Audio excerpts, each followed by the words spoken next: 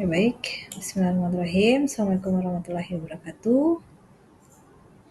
Oke, sebelum memulai kuliah kita pada hari ini, mari sama-sama kita berdoa menurut agama dan kepercayaan masing-masing. Bagi yang beragama Muslim, kita awali membaca Al-Quran, Al-Fatihah.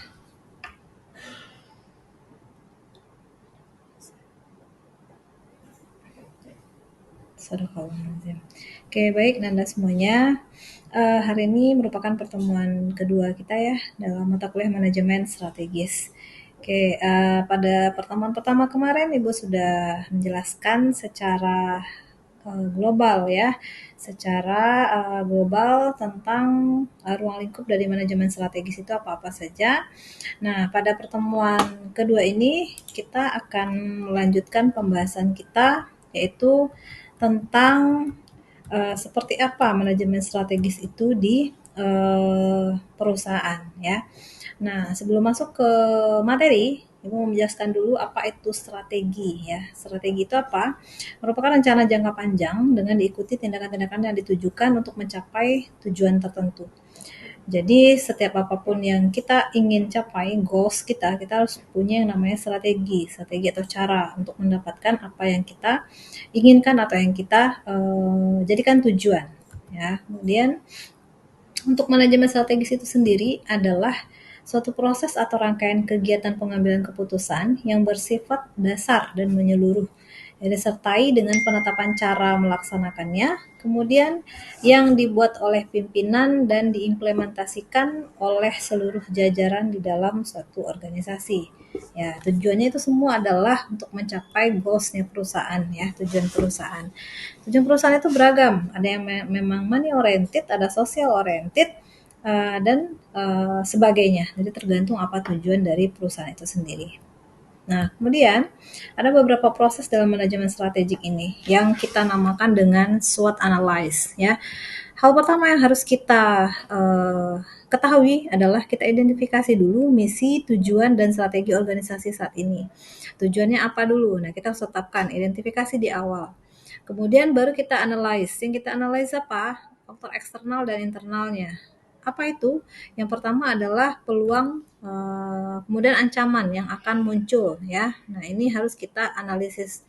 Kemudian itu dari sisi eksternal ya. Kemudian di sisi internalnya kita harus menganalisis kekuatan dan kelemahan perusahaan kita pada saat ini. Nah, itu masuk kepada strength and weakness ya ini. Kemudian setelah itu baru kita formulasikan strategi apa ya, baru kita formulasikan strategi seperti apa yang akan kita implementasikan. Nah, setelah kita implementasikan, kita evaluate lagi. Kita evaluasi apa strategi yang sudah kita jalankan saat ini, apakah tercapai tujuan perusahaan kita atau tidak. Nah, kita evaluasi. Dari evaluasi ini nanti akan muncul lagi kebijakan-kebijakan atau strategi-strategi pendukung lainnya jika strategi saat ini tidak berhasil ya, tidak bekerja semaksimal mungkin.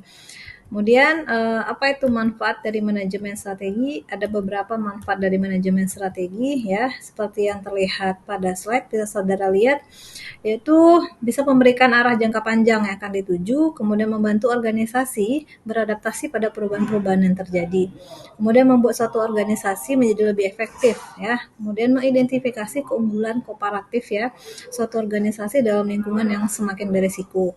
Kemudian terakhir, aktivitas pembuatan strategi akan mempertinggi kemampuan perusahaan untuk mencegah munculnya masalah di masa yang akan datang. Kemudian yang keenam adalah keterlibatan anggota organisasi dalam pembuatan strategi akan lebih memotivasi mereka pada tahap penentuan strateginya. Kemudian menurut David ada beberapa juga manfaat manajemen strategi ini, tapi salah satunya yaitu yang pasti untuk mendatangkan laba ya, kemudian untuk meningkatkan kesadaran ancaman eksternal yang akan terjadi pada perusahaan, kemudian pemahaman yang lebih baik mengenai strategi pesaing, dan meningkatnya produktivitas karyawan. Nah, kalau untuk secara umum manajemen strategis ini mempunyai manfaat untuk aktivitas formulasi strategi ya kan, akan mempertinggi kemampuan perusahaan dalam menyelesaikan masalah yang dihadapi oleh perusahaan. Kemudian kita juga perlu ketahui apa-apa saja perencana strategi, yang membuat strategi ini siapa ya. Di balik itu semua ada presiden kalau seandainya kita di negara ya, negara Indonesia ada presiden. Kemudian kalau ada pemilik, kalau kita memiliki suatu usaha owner ya, owner perusahaannya. Kemudian ada ketua dewan direksi yang ditunjuk dari RUPS mungkin ya, kemudian ada direktur eksekutif. Jadi ini adalah orang-orang yang akan memiliki kewenangan dalam menentukan atau merencanakan strategi. Nah, kalau di universitas itu ada rektor ya, kemudian beberapa jajaran dekan. Nah, untuk wirausahaan ya tentu dia sendiri sebagai perencana strategis sekaligus pelakunya dalam pendistribusian usaha-usaha atau produk-produk yang dimiliki saat ini. Dan selanjutnya konsep manajemen strategi ini dan hierarki strategi ya. Nah, kalau keterampilan manajerial, kita mesti punya yang namanya keterampilan konseptual atau conceptual skill. Nah, ini ada pada top manager. Dia harus memiliki keterampilan untuk membuat konsep, ide, gagasan. Nah, itu terdapat pada top manager. Nah, kemudian ada keterampilan yang berhubungan dengan orang lain, itu nama human skill. Ya, manajer juga perlu dilengkapi dengan keterampilan berkomunikasi atau keterampilan dalam berhubungan dengan orang lain.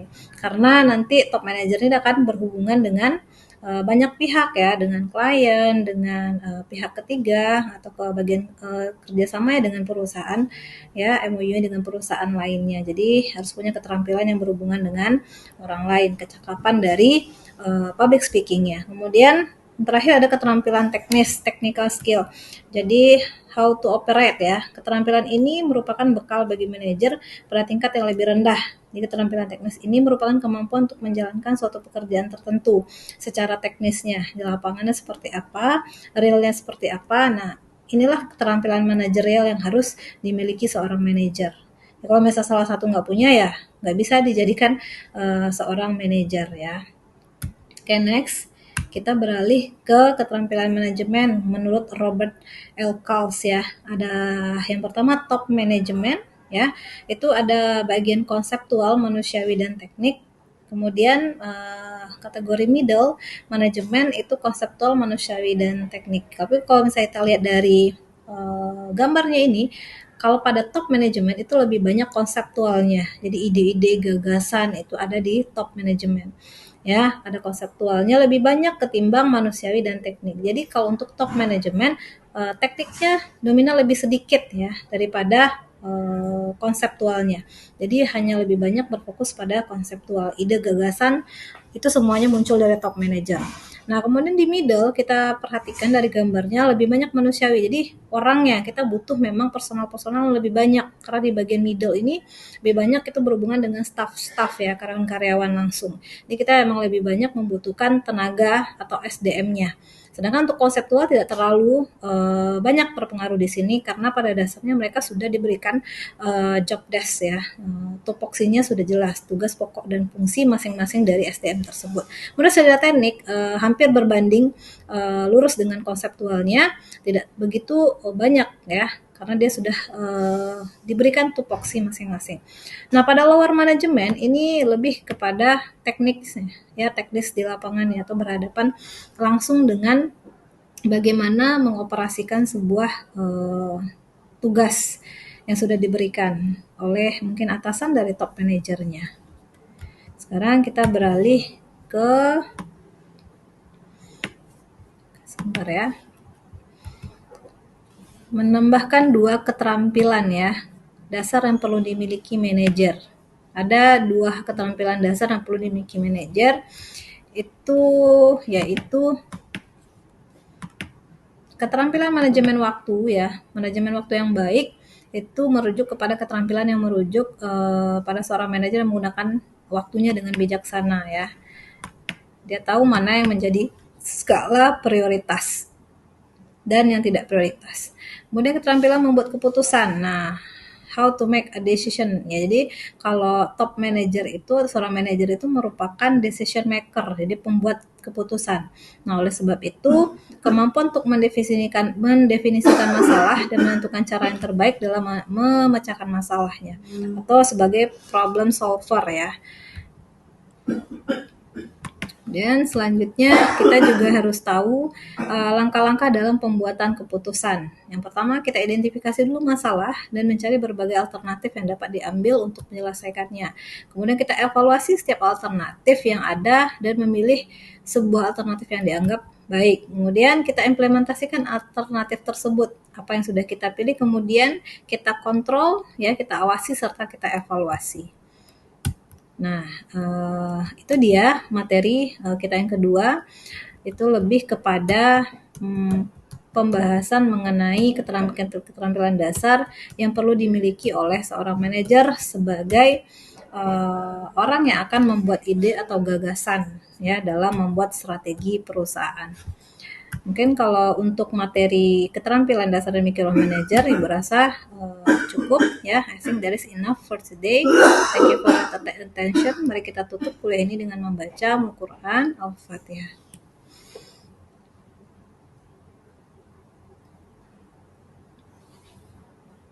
Baik, kita akan lanjutkan sesi perkuliahan kita, masih daring, ya. Kita lanjutkan di WhatsApp grup dan study. Demikian, Assalamualaikum warahmatullahi wabarakatuh.